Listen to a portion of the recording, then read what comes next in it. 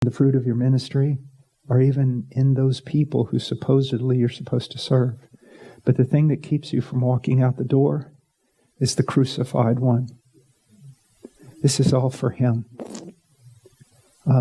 If you're preaching, like when you go to the mission field, and you go out into a plaza and you begin to preach with your little bullhorn or your pulpit and your tracts, and man, everything seems to be going well. People are listening. Satan will always raise up one person, demon-possessed, I don't know what they are. They just start screaming at you. And guess what? The whole crowd turns on you. Who would have thought? The whole crowd turns on you, and they throw you and your tracts and your little bullhorn out in the street and laugh at you. It's going to take a lot more than love for people to have you pick all that stuff back up and walk back into the plaza again. I'm reminded of the Moravian boys. Shall the lamb not have receive the full reward for his suffering? So that's why we go in to the ministry. The other thing, realize it's just the great privilege. Spurgeon, I believe, borrowing from Martin Luther, hit it right on the head. If you're called to be Christ's minister and you're asked to be king, how dare you step down from such a high position to such a low one? So, here's the thing. Almost everything is cured by growing in your knowledge of God. Those who know God, they know their God, they will be strong. They will do great things because they know Him. You see, during the COVID, people are going, what's God doing? What's God doing? It's almost like when you start asking that question, you're trying to hold God hostage. What do I mean? God, I'm going to be miserable, sad, broken, and doubting until you meet my demands, which are, you tell me what's going on. For the most part, God is not going to tell you what's going on. Why? Well, here's the reason. I have a friend many years in Peru. He was so faithful to me. He put his life in jeopardy. Just you name it. He showed faithfulness. If he walked in those doors right now and just screamed out, throw me the keys to your Jeep, I'd throw him the keys to my Jeep. And you would say, well, why are you doing that? You don't know what he's going to do with your Jeep. Well, I don't know what he's going to do with my Jeep. I don't have to, because I know Him. And I know whatever He does with my Jeep will be right. You don't need to know what God's doing, ever. You just need to know who God is. If He is who He says He is, whatever He's doing is right. And so it all comes back down to the character of God. Is there another question?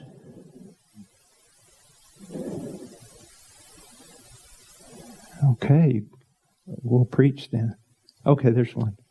You share a little bit on stewardship, responsibility at home, in the ministry, balancing that. Yeah, Romans 12, 1 and 2. It's all right there. The will of God is perfect. It's perfect. So, I'm a single missionary. I have the liberty to work 18 hours a day in the ministry. I'm a single missionary. I am dead to those commands about a wife and family. And those commands are dead to me. They make no demands upon me. None. The moment I take a wife, there's a whole bunch of commands that wake up. And you should know commands take time. Obedience to them takes time. So if I'm going to, let's say I'm an obedient single missionary and I'm working 18 hours a day in the ministry, 16 hours a day in the ministry. And now I have a wife. I have to allocate enough time to this wife to fulfill God's commands with regard to a wife. Then when children come, I have to allocate more time to those children.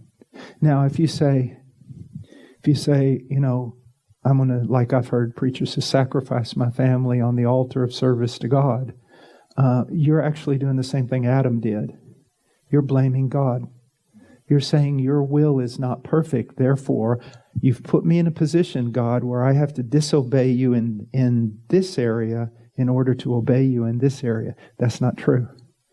But what is coming out is that you are self-willed. and you don't qualify as an elder. You're self-willed. Your ambition is ministry, and your ambition is not the will of God.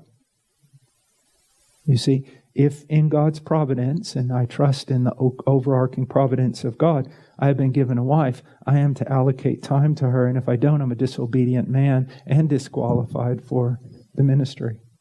See, the guys, you're going to see such a flip-flop. Do you honestly think, like, my number one work is dealing with missionaries every day. That's what I do. All right. But, I'm asked to do really big conferences.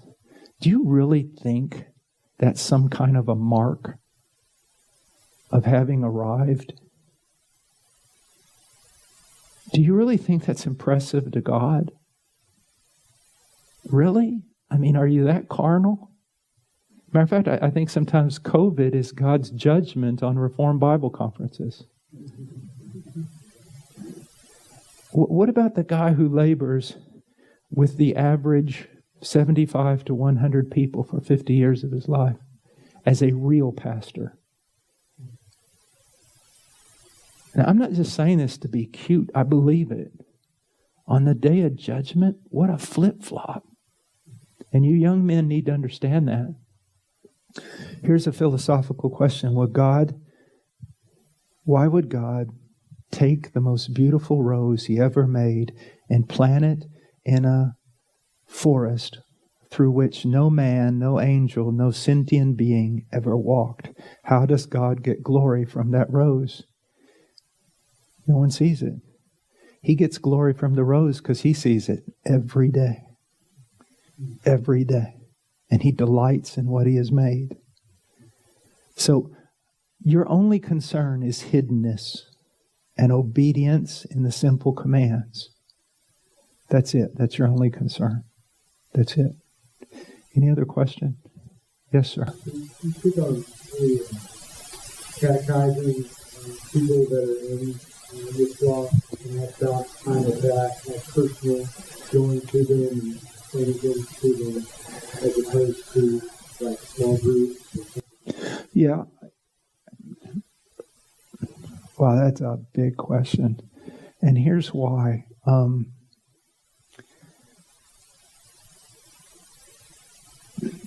I can only see look, let me show you something. Look at 1 Timothy.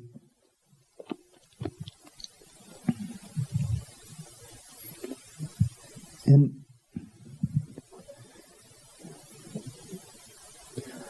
chapter 3. Now, I've made a statement that has made a lot of people mad, but I'm going to say it again because it's so true. I say, I know Arminians who are far more Reformed than you Reformed guys. Now, I am Calvinistic, and the Reformation was principally Calvinistic. But the point I'm trying to make is we've gone through 15 years of a lot of young men thinking they were Reformed because they had intellectually grasped some form of a Calvinistic soteriology. That does not make you Reformed. And I'm using the word Reformed just because people are using it. I don't necessarily like the word because the Reformers didn't call themselves Reformers. They just wanted to be biblical. So here's the thing. You and I have no right to do anything except that which is mandated by Scripture. If you want to call that the regulative principle or whatever you want to call it, it's just true. And this demonstrates the lack of the fear of God among preachers. Either ignorance or a lack of the fear of God. One of the two. If you look in 1 Timothy 3, Paul says in verse 14, I am writing these things to you, hoping to come to you before long.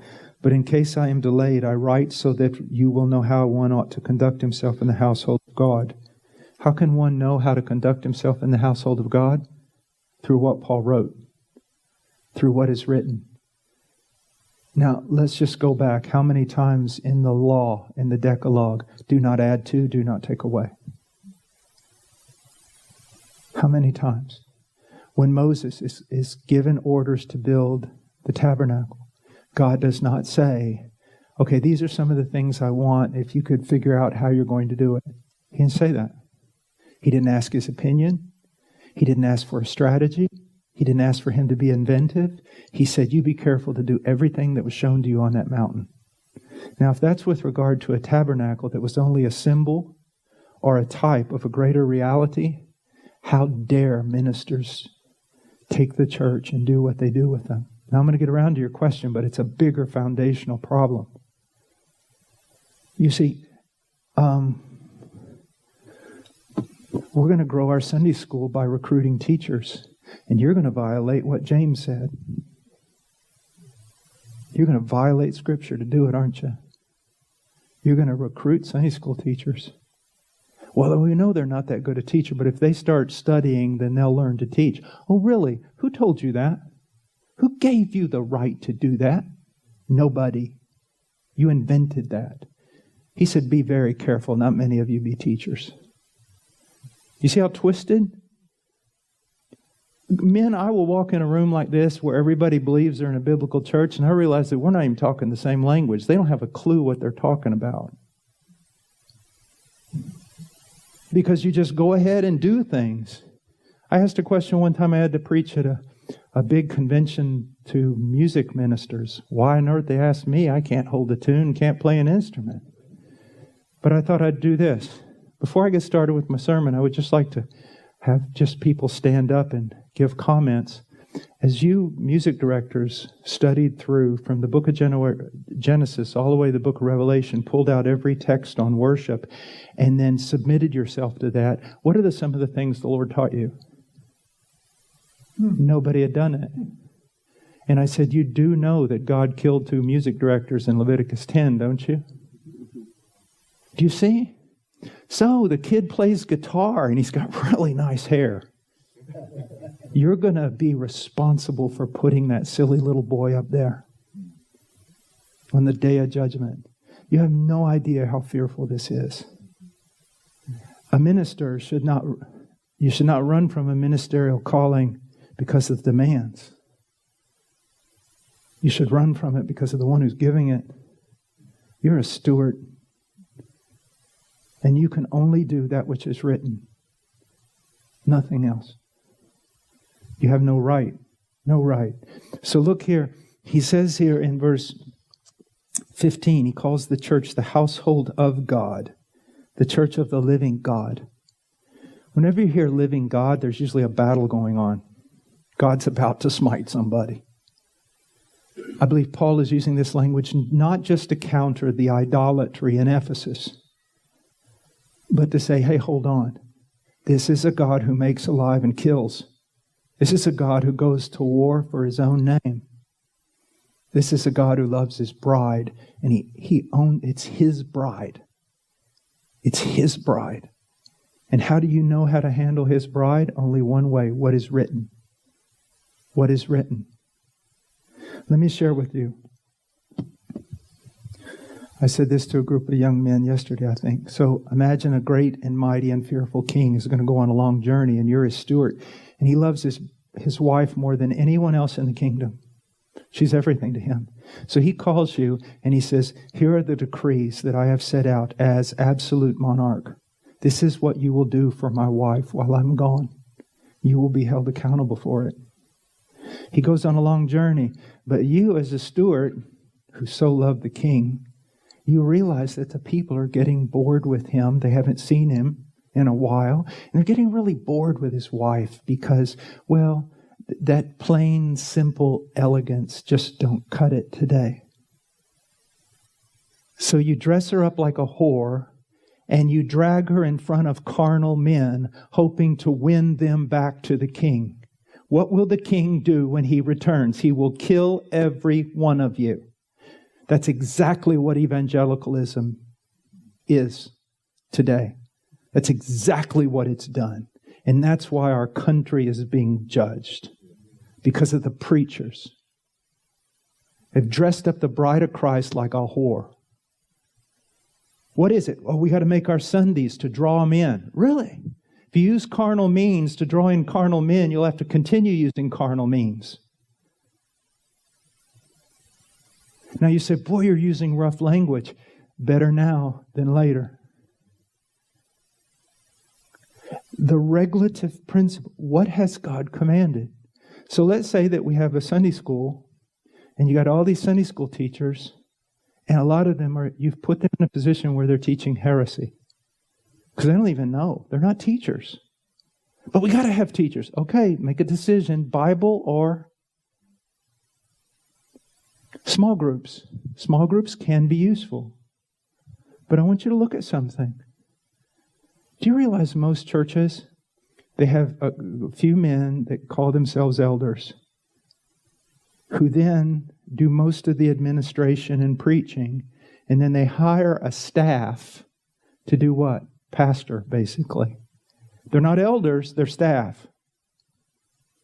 So, do the people ever come in contact with an elder?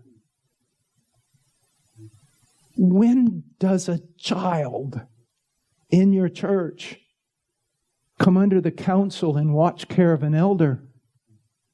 In most churches, not until they're 20, 30, till they get out of singles group. Do you see how you can just start doing things that seem right, and yet there's no biblical grounds for it whatsoever? I'm not saying you can't have small groups. What I'm saying is most of the time we pastor our people in the small groups. Oh, all the pastors lead a small group? Who's pastoring your people? Somebody else. The tumultuous teenage years. Who's over them? A 19-year-old with really nice hair who plays the guitar. Proverbs 13:20. He who walks with wise men will be wise. Why the boys act like boys? Because that's all they have in their life are boys. And look, as I've studied, I am not an elder. I am under elders. Heart Cry is under elders. I am not an elder. Why are you not an elder? People always say that. And I go, well, I work under the elders to take care of all the mission things that they have assigned to me and all the things. But you ought to be an elder, a preaching elder. I said, so there are preaching elders who don't pastor? I'm like a hired gun? What? No. An elder is an elder is an elder. You know, I saw in one church, elder of marketing.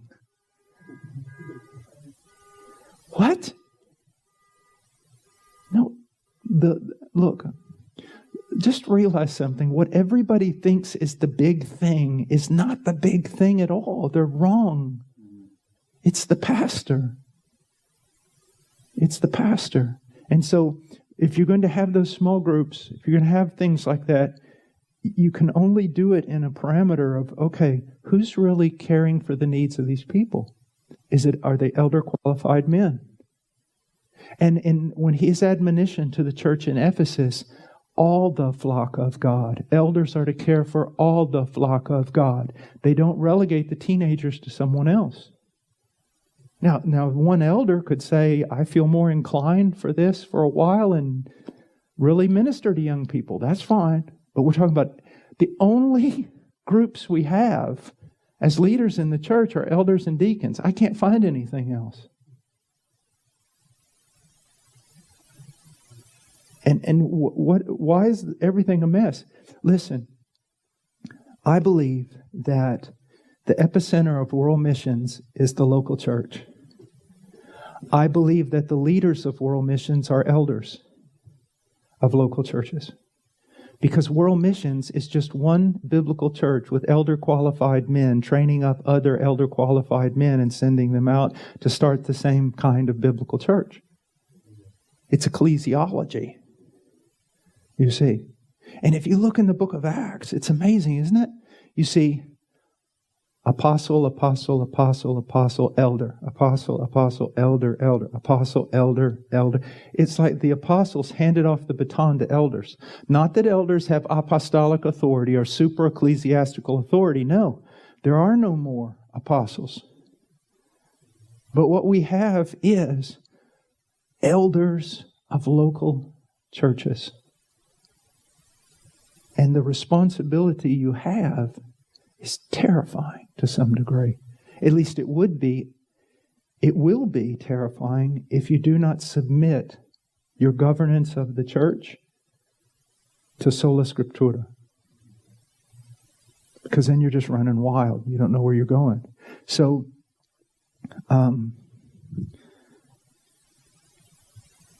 elders are going to oversee all teaching. There can be a teacher in the church who's gifted, who's not necessarily an elder, but he will be accountable to elders, known by the elders, thoroughly tested by the elders. You could have someone very interested in catechizing.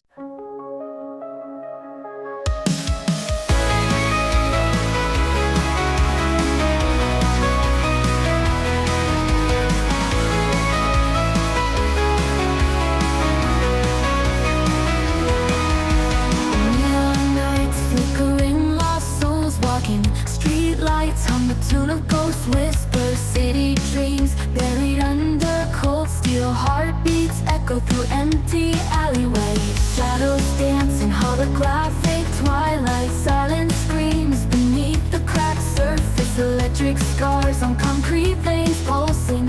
Digital ghosts haunting these broken streets. Lights fade, whispers scream, lost in static haze. Voices echo longing, traces in the air. Spirits rise, neon skies, dreams in disarray. Echoes of the night calling, can't escape despair. Winding roads through virtual despair. Broken hearts left in empty squares. Faceless eyes watching from down corners. Synthetic love disintegrates like morning fog. Shadows dance in holographic twilight. Silent screams beneath the cracks of faded moon. Lonely hearts trapped in mirror reflections. Lifeless eyes staring into neon gloom. Lights fade, whispers scream, lost in static haze. Voices echo longing, traces in the air. Spirits rise, neon skies, dreams in disarray. Echoes of the night calling, can't escape despair. Winding roads through virtual despair. Broken hearts left in empty squares. Faceless eyes watching from down corners. Synthetic love disintegrates like morning fall. Flicker in the distance, a warmth breaks the night. A single bloom pushing through cracked concrete, a fight for something real, touch, a connection untold. A melody breaks the silence, a story to unfold. A ragged voice, a lone guitar, a song in the square. Singing of hope of breaking free, a dream to repair. The lonely gather, drawn by the sound. Faces light up, shadows retreat from hallowed ground. Lights flicker, whispers rise above the static fight. Voices join the chorus, the symphony takes flight. Spirits soar, neon sky, dreams ignite the night. Echoes of the night calling, can it still us in the light?